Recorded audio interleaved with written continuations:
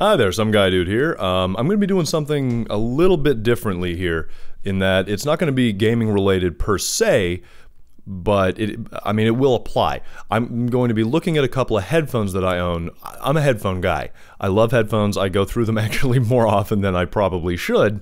I've tried a lot, and I've been bouncing through a couple of them. If you've been watching my videos, you'll see that what I've been wearing just in the past few months has changed a few times.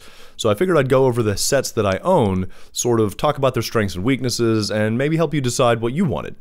Now, the four I'm going to be talking about are the V-Moda M100, the Philips Fidelio X1, the Sennheiser HD600, and the Sennheiser HD650. These are the ones that show up more often than most in a lot of headphone recommendations when you're talking over $150. There are other ones that are very popular, a little lower than that, like the Audio-Technica ATM50 is very popular, but I don't have those, and this is a little more up the price chain, so let's just get started. We're going to start with the V-Moda M100s. These are the closest you'll get to consumer headphones in the sense of Beats Monster types. And I don't mean that these aren't like bloated, bassy, messy, and soft the way those are. These are just a more bassy headphone. They're a closed back headphone, and I'll have a link to what the difference between those two is. But that's sort of the sound signature they're going for. And they do it very well, actually. They do it better than pretty much anything I've found. The bass to these is very, very lush. It's very potent. It's got plenty of rumble for any sort of subwoofer style music. Pretty much anything made with electronic with electronic elements to it is going to be done very well with these. The high end is also plenty sparkly, so it's got a lot of energy, and it just sounds really good. It's a lot of fun. This is a very fun headphone.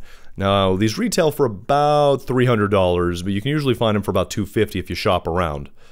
They're the most compact headphone of the ones we have here. As I said, they're closed back, so these are also the only ones you're going to be able to take outside because they aren't going to have sound just blasting out the sides. You can see, they're fairly compact for being big over the whole way over the ear headphones. They feel really good. They don't move around too much. They're exceptionally sturdy. The flaws in these are that they are very tuned to modern music.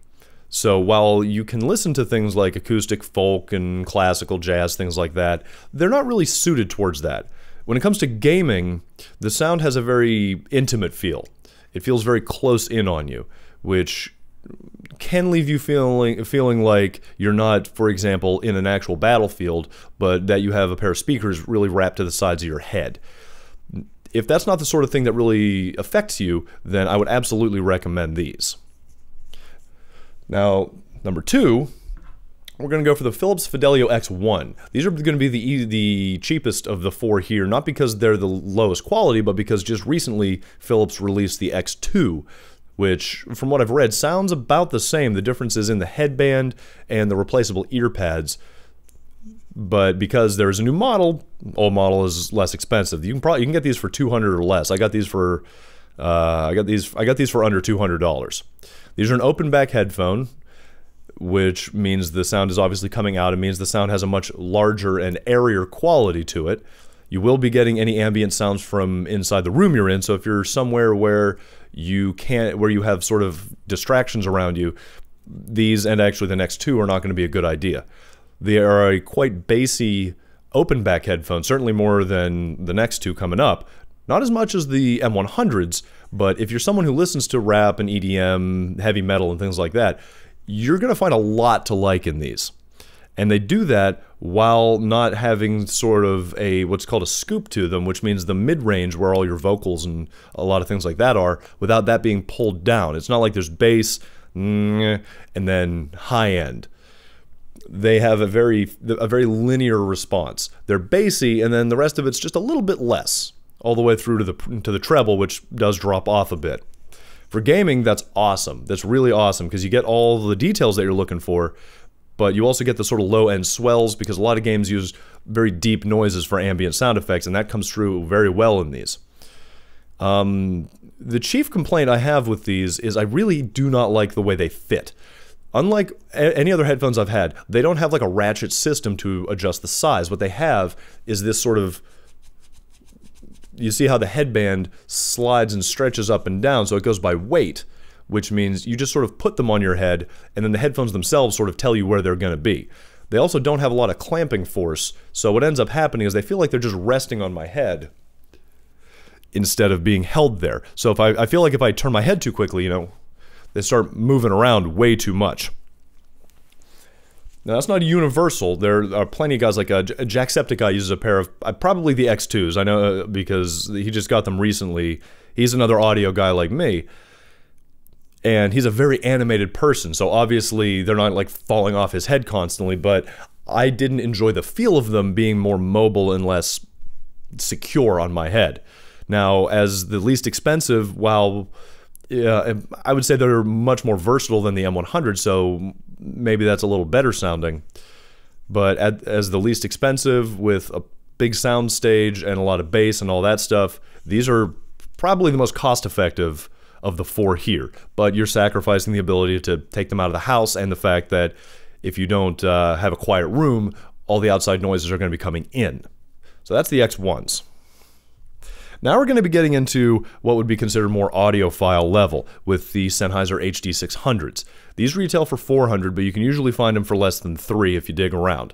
I got mine from Adorama for $260 with free shipping. These, and as well as the next ones, are not going to run too well out of your computer or your laptop or your phone without any kind of external amplification. I use a Focusrite audio interface, which is what this microphone is plugged into, as my sound source, well, as my amp and DAC, so that powers these.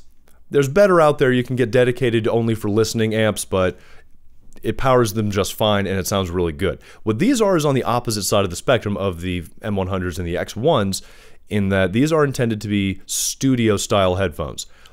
They do not boost the bass at all. In fact, they actually, the bass can sound a little pulled back at times, especially in the low end, because what these aim to do is pull every little detail out of your recordings. Anything that shows up on that recording is going to come through in these headphones. You're going to be able to hear the exact way that the drums crackle.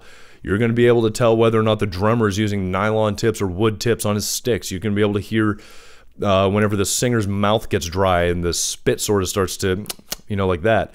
You're going to hear everything with these.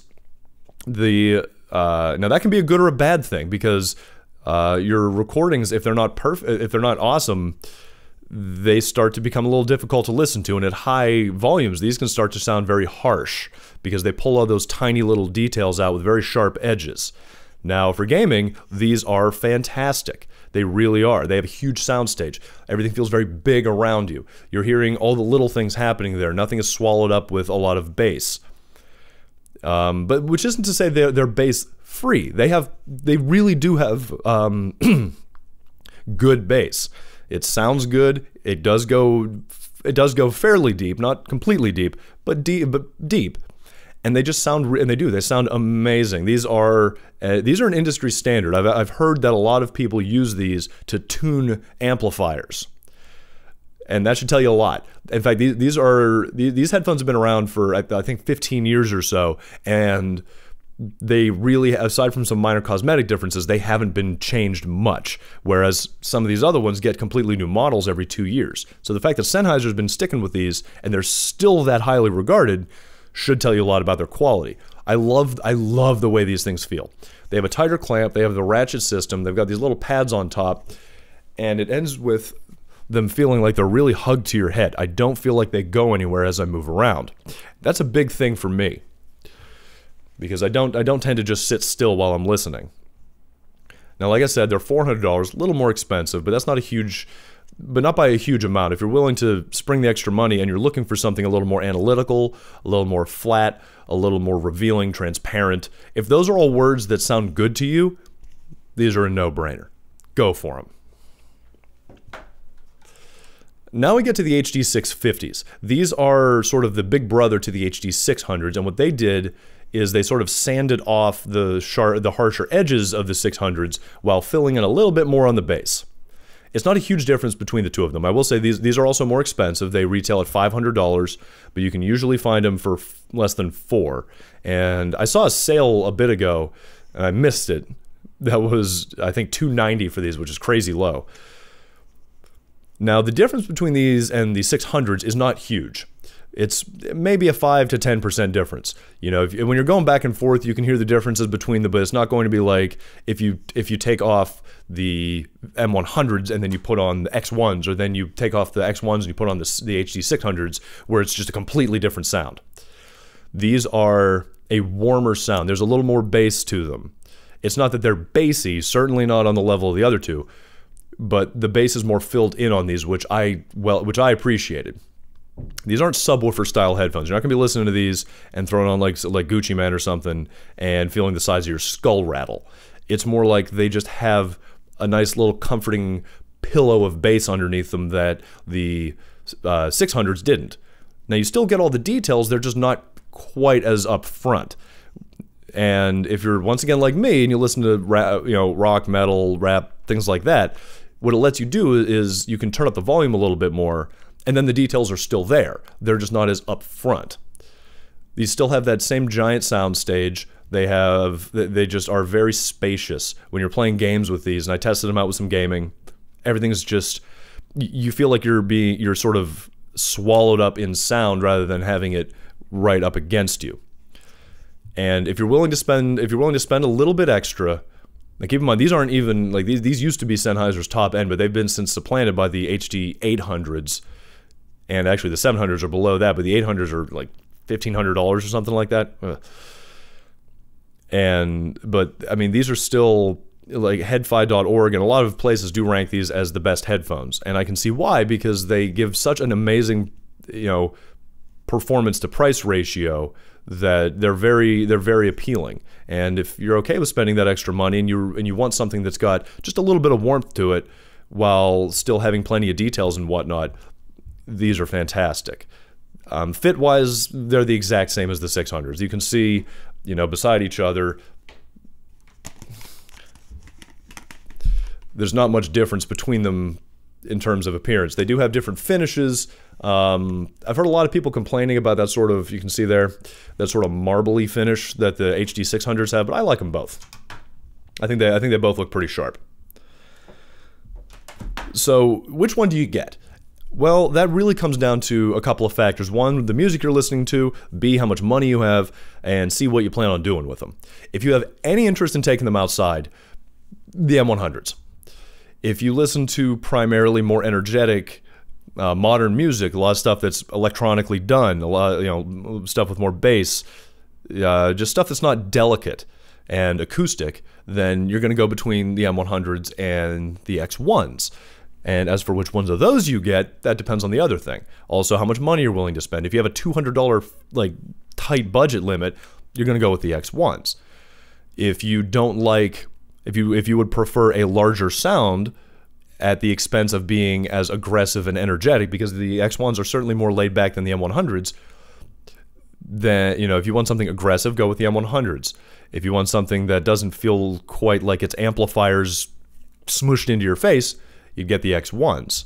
Now, if you're willing to spend the cash and are okay with getting an external amplifier, then you're going to get up into the Sennheisers over here. And as for which ones of those you get, that comes down to very close personal preference.